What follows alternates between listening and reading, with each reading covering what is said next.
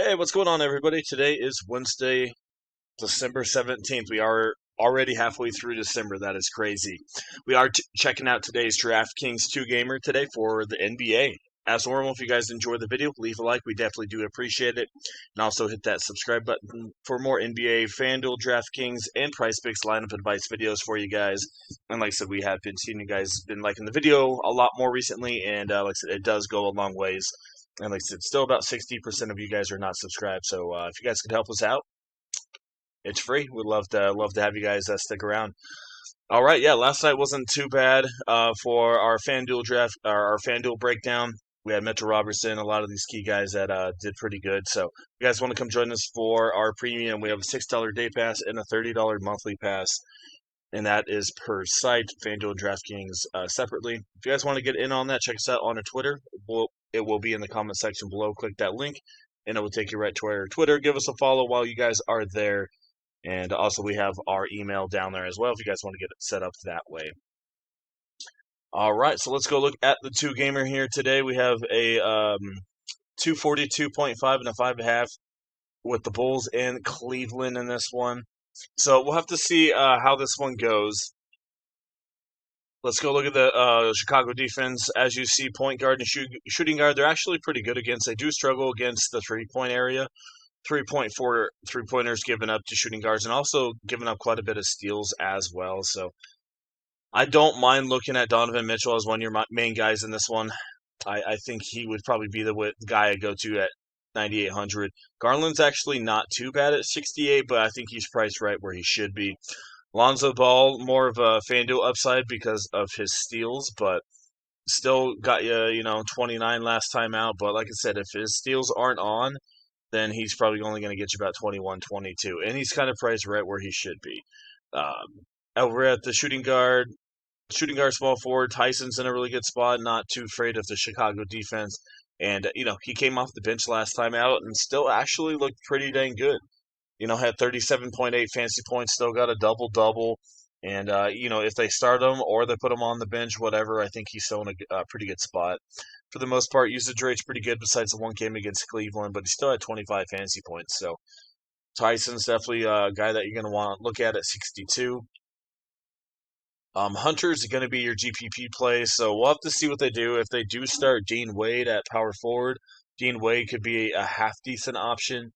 And then I still don't mind DeAndre Hunter over here at the small forward spot, but we'll just have to see where they start him. But I mentioned it over on FanDuel. I know he's been absolutely terrible, but Hunter, it could be one of those guys that could pop off. If you're playing cash games, definitely not consider him. But if you're going tournaments, I think you got to look at him. I know he's been absolutely dreadful, but in the beginning of the year, he was actually pretty dang solid. So maybe he can get that shot back here today. I mean, he's not shooting the most, but maybe he can shoot a little bit here. Maybe get you, 11 or 12 shots. And, in a very, very high-paced matchup, fast pace, maybe he gets a couple easy rebounds as well. So maybe you can go look at Hunter and some GPPs. As I mentioned with Dean Wade, if he starts again, he's in an okay spot. He's not really a high usage rate guy, so don't expect 30 from the guy. He's going to probably get you around 19 to 21, 22. So we'll have to see what his ownership is, because if he gets a little bit of ownership, I don't mind pivoting off him just because of his, like I said, not high usage at all. And Jared Allen at 6,000, like I said, his minutes are going to probably continue going up, probably about 20, 24, 25 minutes in this one. I still think he's worth a look. He's at 6,000, so I think he's going to be chalky, like I said, in optimizers, but if you're playing tournaments, I think there's more upside other ways. So, main guys I'm looking at here is Donovan Mitchell, probably my number one target. Ball is more of a FanDuel play. Garland's all right. Tyson's going to be one of your main guys / chalk. And Hunter, he might be chalk today just because of how good of a matchup he has. So, but if he's not chalk, then he's definitely a really good tournament play.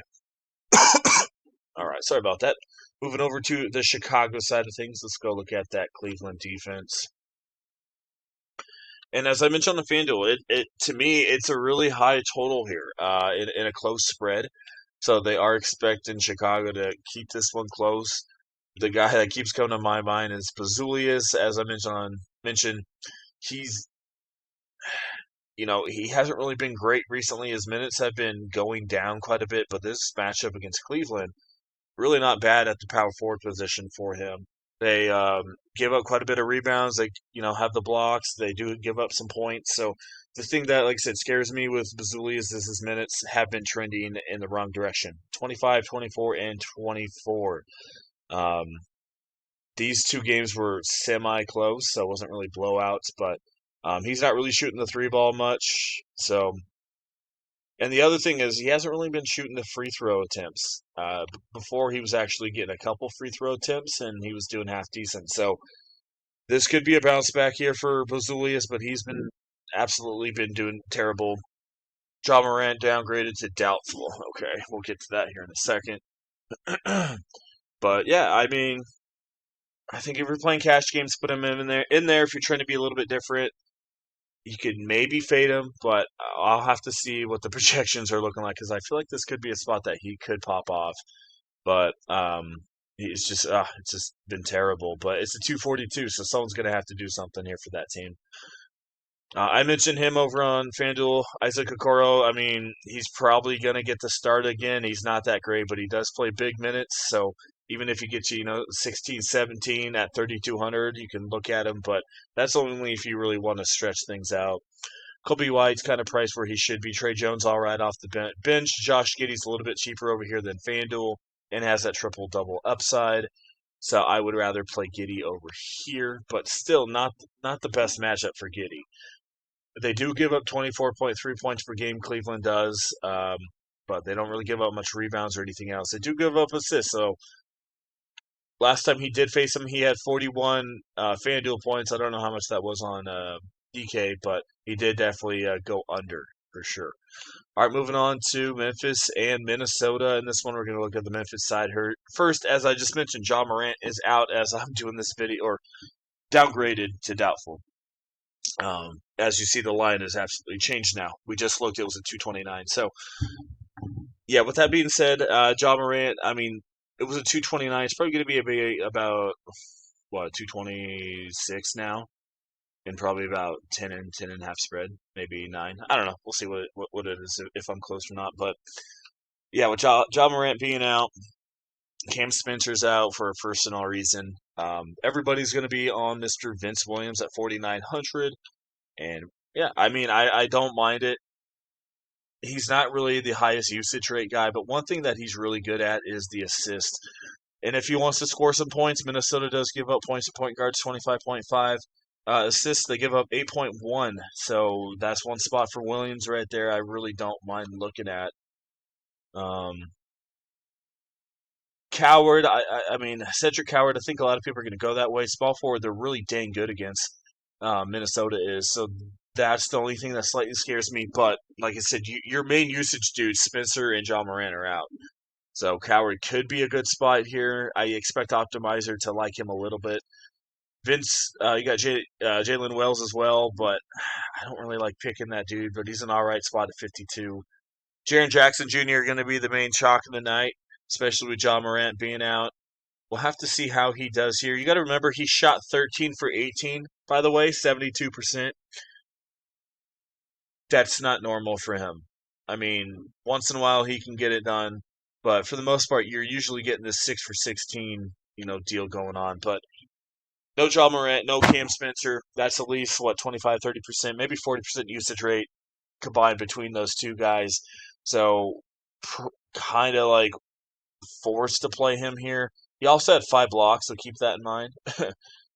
So I think Jackson, he gets a bump here, but I don't know how much I'm gonna have him.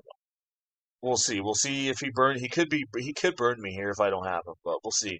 Santa Almada, they've been starting him over at the center position. Last time out, he only had 10 fantasy points.